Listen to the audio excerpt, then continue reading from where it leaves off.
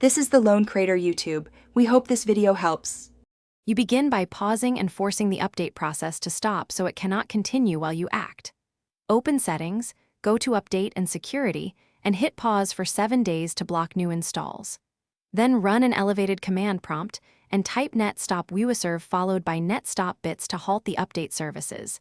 This prevents files from continuing to download or apply.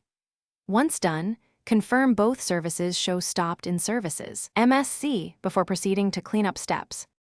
Next, you remove the partial downloads and installation cache so Windows cannot resume the interrupted update.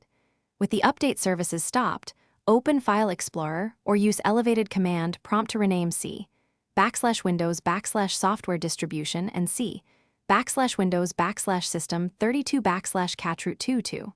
Old. This preserves files while forcing Windows to create fresh folders. Once renamed, these cached packages are ignored and won't be applied. Make sure you perform this step while services remain stopped, because now you restart the services and verify Windows will not reapply the interrupted update. In elevated command prompt run netstart bits and netstart userv, then reboot the PC so the system rebuilds fresh update folders. After startup, open Settings right arrow Update and Security to confirm no in-progress install.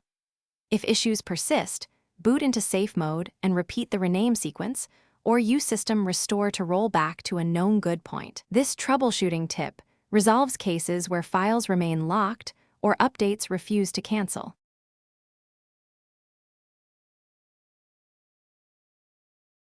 Thanks for watching.